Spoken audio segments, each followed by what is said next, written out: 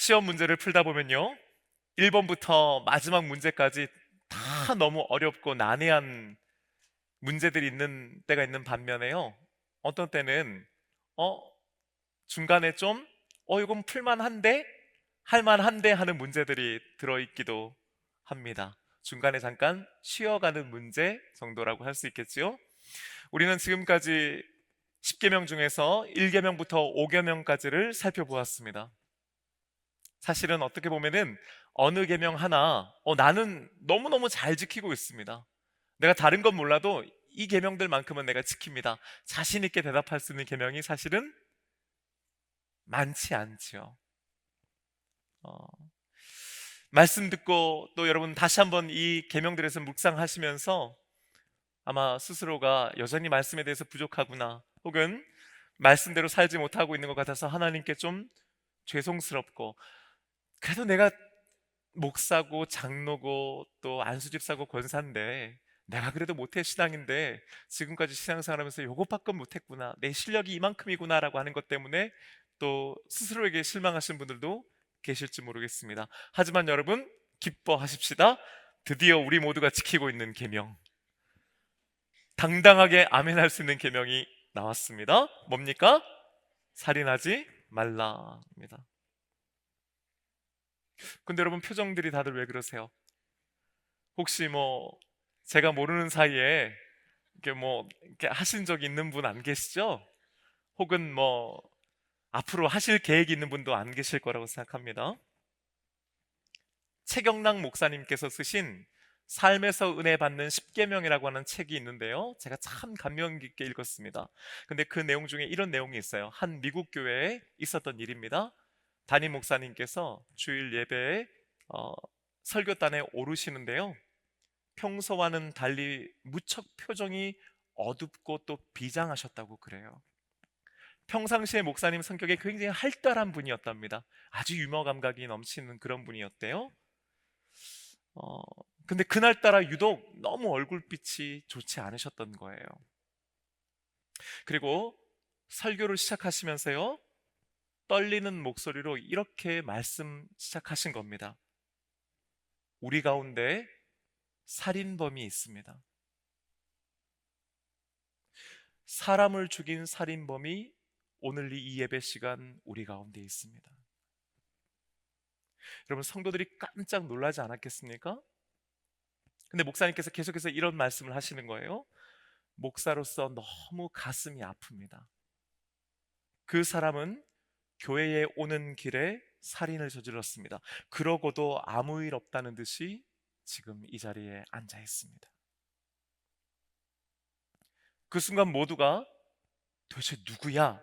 라는 생각을 했겠지요. 회중석에 엄청난 긴장감이 감돌았습니다. 이때 목사님께서 요한일서 3장 15절의 말씀을 읽으셨습니다. 형제를 미워하는 자마다 살인하는 자니. 그러자 한바탕 웃음이 터져 나왔다고 합니다. 그런데 목사님께서는 여전히 웃지 않으셨다고 그래요. 심각한 목소리로 다시 말씀하셨습니다. 우리 가운데 살인범이 있습니다. 성도들의 웃음소리가 이내 잦아들었고요, 잠시 후 일부 살인자들 사이에서 흐느끼는 소리마저 들렸다고 합니다.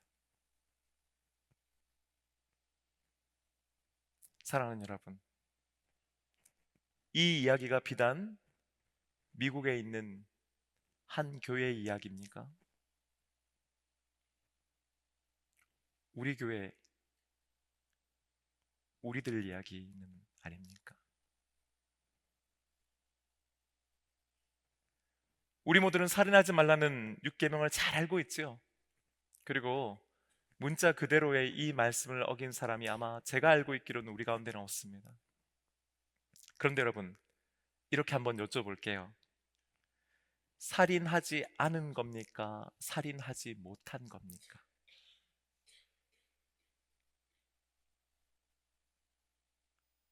우리는 살인하지 않습니까?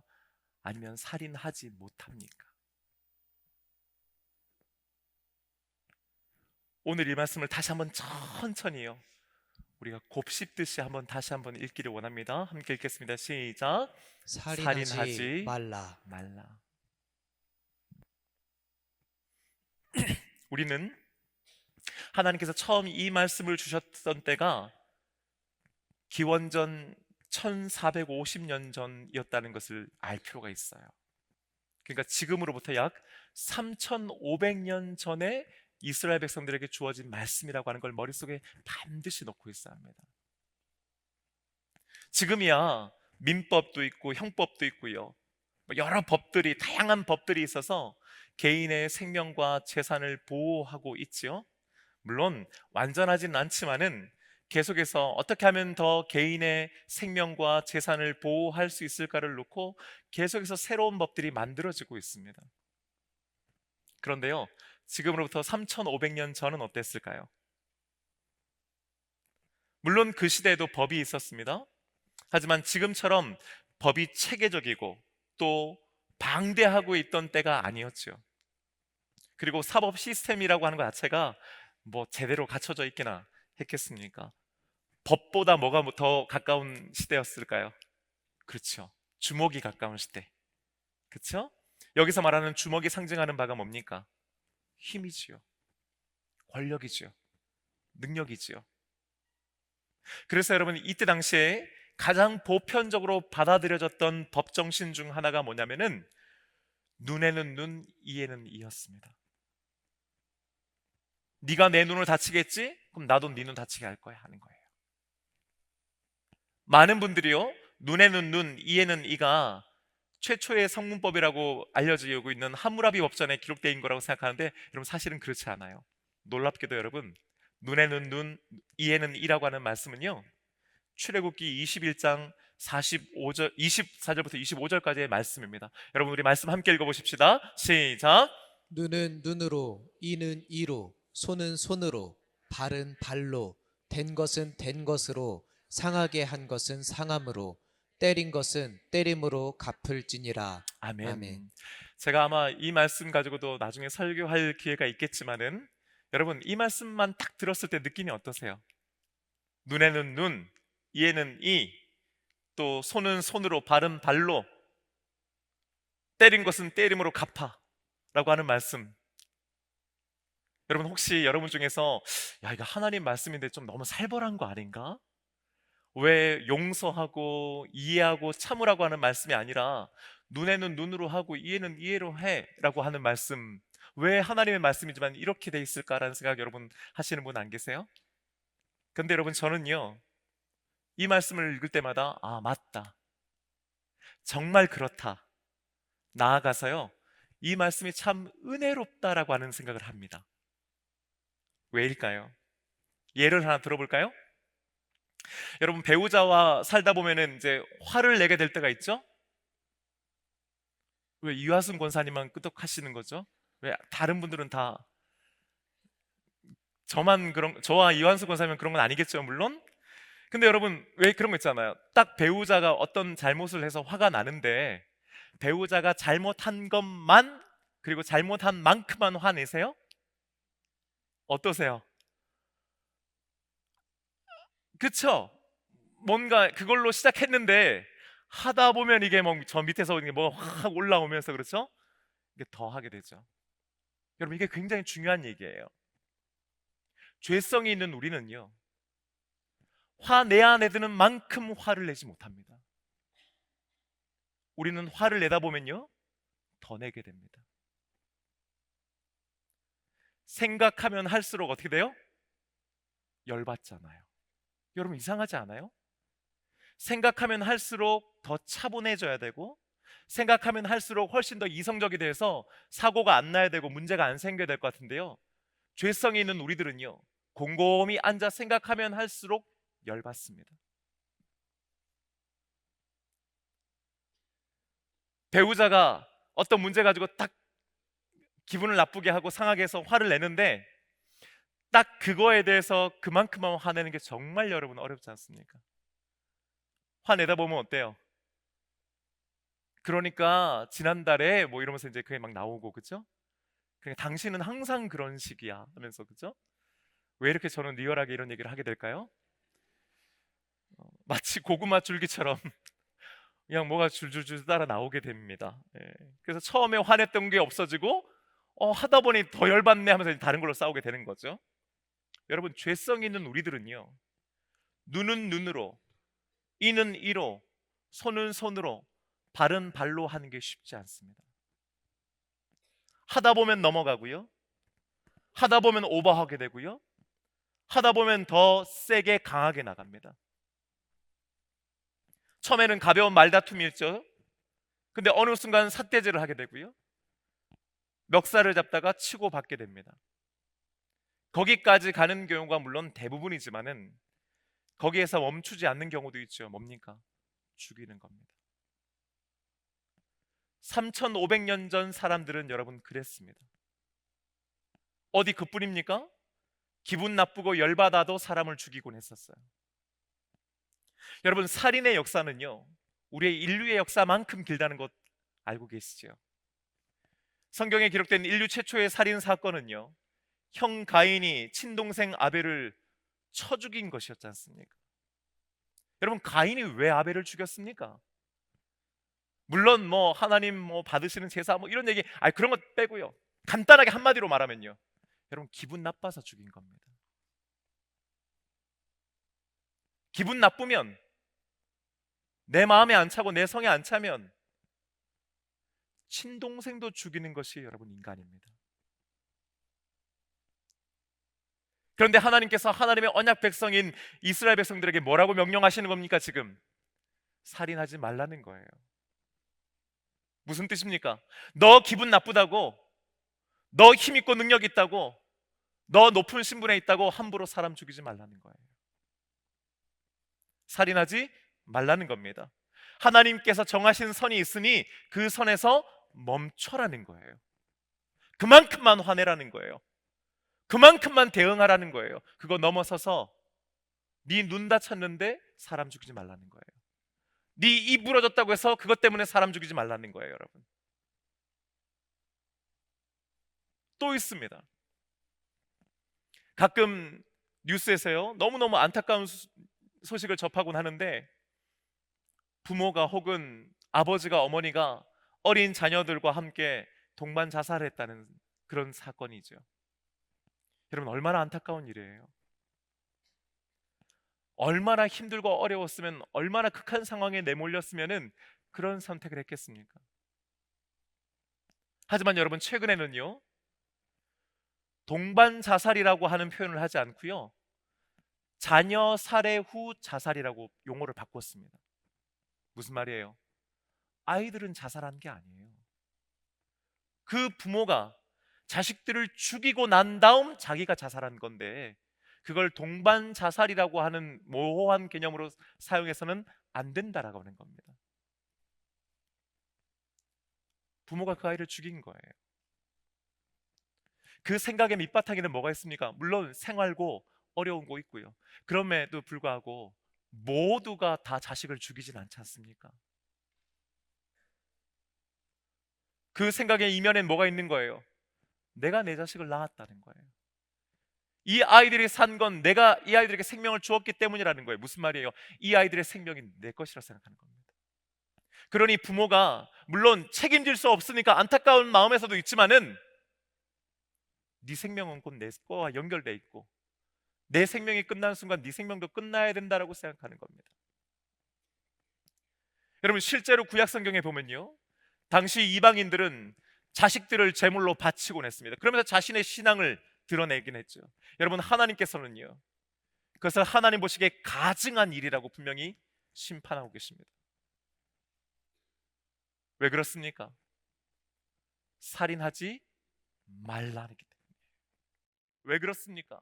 왜 그래야 합니까? 생명의 주인이 바로 하나님이시기 때문인 줄로 믿습니다. 네 거 아니야라는 거예요. 네 자식이어도 그 생명이 네 거 아니라는 거예요. 내 거라고 말씀하시는 겁니다. 내 거이기 때문에 너희들은 함부로 살인해서는 안 된다고 말씀하시는 거죠. 출애굽기 2장 12절에 보면요, 모세가 사람을 죽이는 장면이 기록되어 있죠. 어느 날 이집트 사람이 자신의 동족을 때리는 모습을 봅니다. 그리고 격분하게 되죠. 어떻게 했습니까? 출애굽기 2장 12절의 말씀 함께 읽어보겠습니다. 시작. 좌우를 살펴 사람이 없음을 보고 그 애굽 사람을 쳐 죽여 모래 속에 감추니라. 아멘. 아멘. 여러분, 이게 말이 됩니까? 모세가 자기가 맞은 게 아니잖아요. 지금 그 이집트 사람이 자기를 때린 게 아니잖아요. 그리고요, 그 맞고 있는 사람이 자신의 가족도 아니잖아요. 동족이긴 하지만은 남이잖아요. 그런데 어때요? 자신의 기분이 나쁘니까 때려 죽이는 거예요. 그런데 여러분, 여기서 중요한 게 있습니다. 성경이 아주 중요하게 언급하고 있는 부분이 있어요. 뭡니까? 좌우를 살펴 사람이 없음을 보고해요. 무슨 말이에요? 바꿔 말하면 좌우를 살폈는데 누가 있었다면은 죽이지 않았다는 거예요. 여러분, 지금으로부터 3,500년 전 좌우를 살펴서 아무도 없으면 내가 마음이 격동되면 사람 죽였던 시대였던 겁니다. 근데 하나님께서 하나님의 언약 백성인 이스라엘 백성들에게 뭐라고 명령하신다고요? 살인하지 말라는 거예요. 무슨 뜻이에요? 좌우에 살펴 사람이 없음에도 불구하고 내가 보고 있기 때문에 너는 사람 죽이면 안 된다는 말씀을 하시는 겁니다. 살인하지 말라? 왜? 하나님께서 보고 계시기 때문에 거예요. 여러분, 왜 하나님께서 이 6번째 계명으로 살인하지 말라 명령하셨는지 그 말씀의 어떤 시대적인 문화적인 배경을 이해하시겠죠. 당시 세상 사람들은 그렇게 살았습니다. 법보다 주먹이 먼저이고, 하다 보면 혹은 생각하면 할수록 열받아서 결국에는 사람까지 죽이는 겁니다. 좌우 살펴서 아무도 없으면 그냥 내가 죽이고 싶으면 죽이는 겁니다. 여러분, 그런 시대였단 말입니다. 그리고 사람들은 그렇게 살았단 말입니다. 하지만 이스라엘 백성들, 즉 하나님의 언약 백성들은 너희들은 적어도 그렇게 살아서는 안 된다는 말씀이에요. 왜요? 생명은 하나님의 것이고 하나님께서 정하신 선에서 너희들은 멈춰 서야 한다는 것이며, 하나님께서 보고 계시기 때문에 사람을 죽여서는 안 된다 명령하신 것인 줄로 믿습니다. 여러분, 여기서 설교가 딱 끝나면 얼마나 좋아요. 이대로 우리가 그냥 살인하지 않고 사니까 이 말씀에 대해서 우리가 마음의 부담이 덜 하잖아요.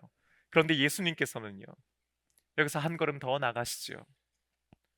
오늘 똑같은 이 말씀을 예수님께서는 이렇게 해석해 주셨습니다. 마태복음 5장 21절과 22절 말씀 함께 읽어보겠습니다. 시작. 옛 사람에게 말한 바 살인하지 말라. 누구든지 살인하면 심판을 받게 되리라 하였다는 것을 너희가 들었으나 나는 너희에게 이르노니 형제에게 노하는 자마다 심판을 받게 되고 형제를 대하여 나가라 하는 자는 공회에 잡혀가게 되고 미련한 놈이라 하는 자는 지옥불에 들어가게 되리라. 아멘. 아멘. 옛사람에게 말한 바 살인하지 말라. 무슨 말이에요? 바로 이 십계명 말씀하는 거예요. 누구든지 살인하면 심판받게 된다. 너희들이 그걸 조상들로부터 배워 들어 알고 있었다는 거예요. 자, 그런데 나는 이제, 즉 무슨 말이에요? 그로부터 무려 1450년이 지난 다음 나는 이 말씀을 다시금 이렇게 완성시킨다라고 말씀하시는 거예요. 폐하려 온 것이 아니요 완성시키러 왔다. 그 의미가 뭐라고 했습니까? 형제에게 노하는 자마다 심판받는다. 형제를 대하여 나가라 하는 자는 공회에 잡혀간다. 미련한 놈이라 하는 자는 지옥불에 들어가게 되리라 하는 겁니다. 여러분, 저 여기서 중요한 게 있어요. 노하는 자, 또 나가라 하는 자, 미련한 놈이라 하는 자, 공통점이 있죠. 뭐예요? 어떤 행위를 하는 거예요? 말하는 거죠. 즉 뭡니까? 말로, 언어로 사람을 죽일 수 있다는 얘기를 하시는 거예요. 그러니까 예수님께서는요, 1450년 전에 그 출애굽 당시에 시내산에서 하나님께서 주셨던 그 계명을 단순히 육신의 육체적인 죽음의 문제로 보시는 것이 아니고 그것을 더 확장하셔서 뭐예요? 언어의 문제, 말의 문제로까지 보신단 말이죠. 안 죽인다고 해서 안 죽이는 것이 아니고 말로도 얼마든지 죽일 수 있으니 그래서는 안 된다고 말씀해 주시는 겁니다. 꼭 때려야 찔러야만 살인하는 거 아니고 말로도 죽이지 말라는 거예요. 엄청난 부잣집에 큰 소동이 벌어졌습니다. 안주인이 가장 아끼던 가장 값비싼 다이아몬드가 없어진 거예요. 온 식구들뿐만 아니라 가사도우미들까지 다 동원돼서 그 다이아몬드를 찾는데요, 없는 겁니다. 반지가. 그런데 안주인이 거실에 앉아 있다가 지나가는 가사도우미 한 분에게 혹시 아줌마가 훔친 거 아니야? 그냥 지나가는 말로 툭 말을 던진 거예요. 근데 그날 그 가사도우미 아주머니가 집에서 목을 맵니다. 왜 그렇습니까? 너무 억울하기 때문이죠. 여러분, 다이아몬드 반지가 없어졌을 때는 아무도 안 죽었어요. 다이아몬드 반지를 잃어버렸다고 해서 그 안주인이 목매 죽은 게 아닙니다. 그런데 혹시 아줌마가 훔친 거 아니야? 라고 하는 말은 진짜로 사람을 죽였습니다. 말로 사람을 죽일 수 있습니다. 말로 감정을 상하게 합니다. 여러분, 마음이 상한다라고 하는 것은 뭐예요? 썩는다는 거잖아요, 사실은. 왜 썩습니까? 죽었기 때문에 썩는 겁니다. 마음이 상한다는 것은 곧 마음이 죽었다는 말이죠. 예수님께서 또 엄격하게 금하신 것은요, 형제를 대하여 나가라 하고 미련한 자라 하는 것이라고 했습니다. 이것도 살인으로 보시는 거예요. 뭡니까? 어떤 종류의 살인입니까? 인격 살인이요, 존재론적 살인입니다. 그 인격을 죽이는 것이고 그 사람의 존재를 부정하는 죽임이라 이 말이죠. 여러분, 우리 모두는 하나님의 피조물이요, 하나님의 형상을 닮은 자들인 줄로 믿습니다. 하나님께서 친히 직접 하나님의 숨을 우리 안에 넣어주셔서 비로소 우리가 생명이 되었다고 성경이 우리에게 말씀하고 있지 않습니까? 그런 생명이 된 우리를 보고 하나님께서 보시기에 좋았다, 아주 좋았다고 말씀하셨지 않습니까?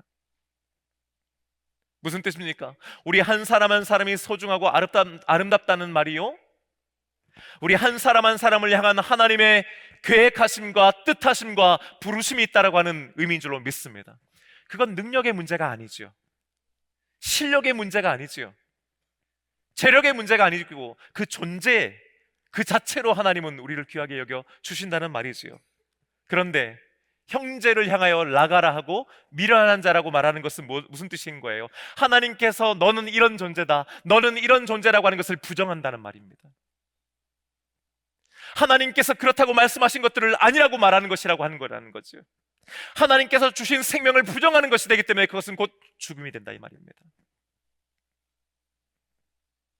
그런데 여러분, 예수님께서는 분명히 이 세 가지 경우 모두를 향해서 전제를 다셨는데 그것은 뭐냐? 형제를 대하여 하는 거예요.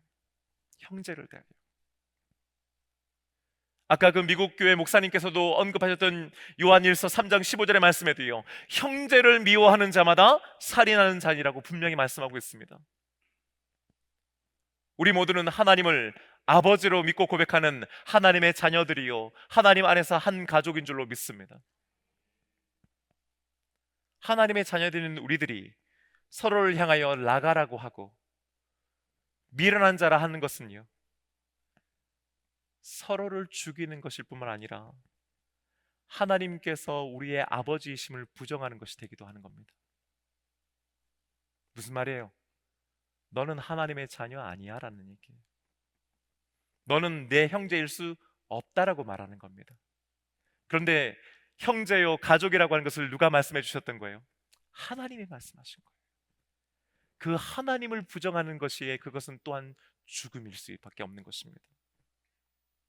그것은요, 그 형제를 죽이는 것뿐만 아니라, 여러분 정확하게 들으세요, 하나님의 자녀로서 나 자신을 죽이는 것이기도 합니다.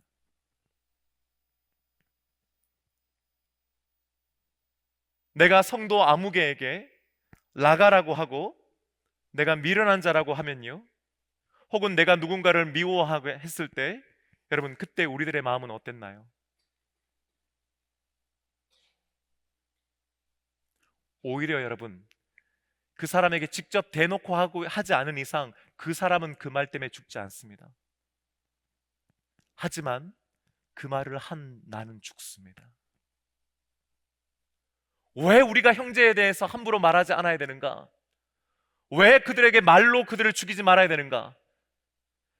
그 말을 했을 때 그 말을 듣고 그 사람이 죽을 수도 있고 죽지 않을 수도 있습니다. 하지만 여러분 기억하십시오. 그 말을 하는 나는 반드시 죽습니다.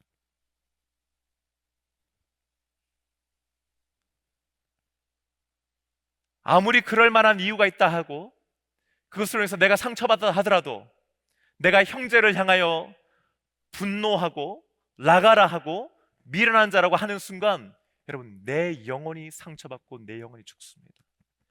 절대로 은혜 받지 못합니다. 이런 의미에서 오늘 이 말씀을 전하는 저를 포함해서요, 우리들 모두가 오늘 이 6번째 계명을 정말 진지하게 들어야 하지 않겠습니까? 우리 가운데 살인범이 있습니다.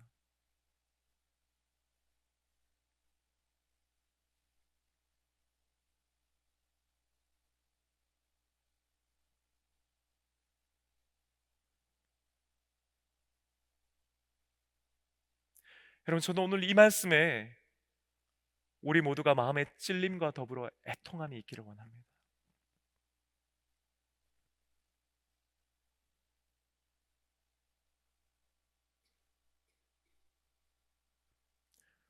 오늘 이 말씀은 살인을 밥 먹듯이 하거나 혹은 사람을 죽여놓고도 아무런 죄책감을 가지지 않는 어떤 특별한 소수의 사람들에게 주신 말씀이 아닙니다. 3500년 전 모두가 그렇게 사는 시대에 적어도 너희들만큼은 그렇게 살아서는 안 된다라고 하고 언약 백성인 이스라엘 백성들에게 주신 하나님의 말씀인 줄로 믿습니다. 더불어 여러분, 저와 여러분 같이 그냥 평범한 사람들,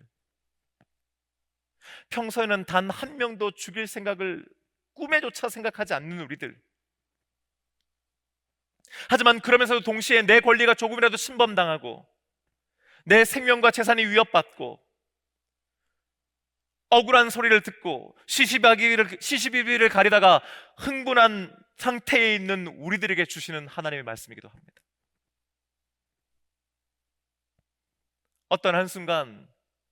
어떤 한순간이 오더라도 당신만큼은 끝까지 사랑하겠다고 고백했지만 살아가면서 어느 순간 크고 작은 문제로 인해서 갈등으로 인해서 배우자에게 끊임없이 분노하고 끊임없이 말로 상처 주고 있는 우리들, 눈에 넣어도 아프지 않고 내가 너를 위해서면 내 목숨까지도 내어줄 수 있다고 말하는 우리 자녀들을 향해 너를 위하는 말이라고 하면서 했던 우리들의 수많은 말들, 살리기보다는 죽이며 했던 그 모든 말들을 하고 있는 바로 저와 여러분을 향해 주시는 하나님의 말씀인 것입니다. 주님의 몸된 교회에서 함께 신앙생활하고 봉사하고 섬기면서도 그렇게 오랜 시간 함께 형제요 자매요 우리가 한 가족이고 형님 같은 아우 같은 언니 같은 동생 같은 누구라고 했으면서도 보이지 않는 곳에서 수근수근 거리고 좌우를 살펴서 아무도 없을 때 분노를 쏟아내고 나가라 하고 미련한 자라고 하는 바로 우리들을 위한 우리들에게 주신 하나님의 말씀인 것입니다.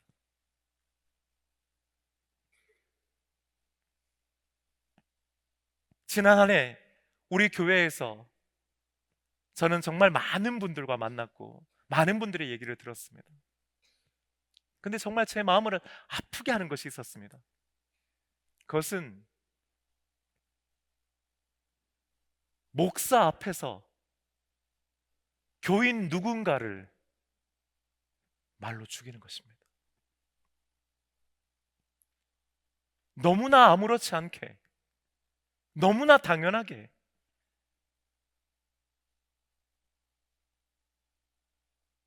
누가 우리 교회의 문제이고, 누구 때문에 우리 교회가 이렇게 되었고, 어떤 누군가가 목사님을 내쫓았고, 그리고 누군가를 조심해야 한다고 우리는 그렇게 말합니다. 새가족들의 얘기가 아닙니다. 우리 교회 학교 아이들이 얘기지 않지 않습니까? 중직들의 얘기입니다. 우리 교회 리더들의 얘기입니다. 1년 내내 그런 소리를 듣습니다. 언제까지 그렇게 하시겠습니까? 그 사람을 죽이는 건 둘째 치고, 그런 말을 하는 내가 죽는다는 것을 여러분 기억하셔야 합니다. 그러면서 어떻게 내 영혼이 살기를 원합니까? 그러면서 어떻게 내가 은혜 받기를 원합니까?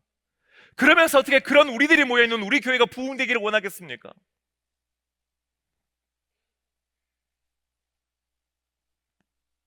그렇다면 오늘 살인하지 말라는 말씀은 단순히 누군가를 신체적으로 해하지 않을 뿐만 아니라 언어적으로나 혹은 인격적으로 살해하지 말라는 말씀만으로 완성됩니까? 그러면 우리는 이 말씀 지키는 겁니까?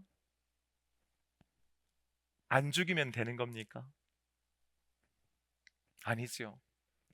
살인하지 말라는 말씀의 진정한 의미는 살리라, 살려내라는 말씀인 줄로 믿습니다. 이왕이면 신체적으로도요,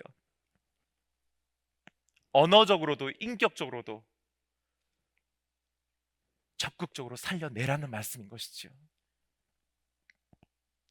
특히 말로 죽이지 않는 것, 그러니까 그냥 입 꾹 다물고 참고 인내하라고 하는 말씀이 아니요, 적극적으로 입을 열어 말하되 어떻게 해요? 사람을 살리는 말을 하라는 겁니다. 세워주는 말을 하라고 하는 것이죠.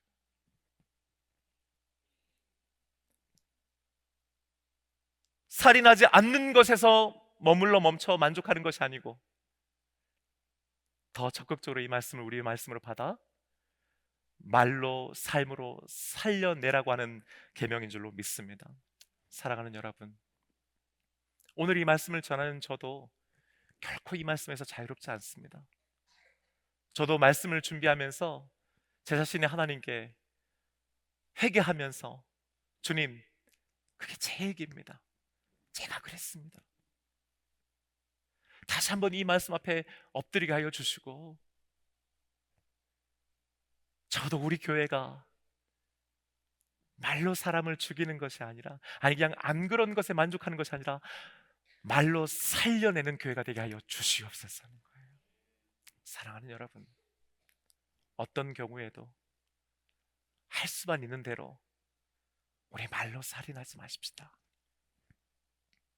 인격적으로 우리 살인하지 않도록 하여튼 몸부림치십시다.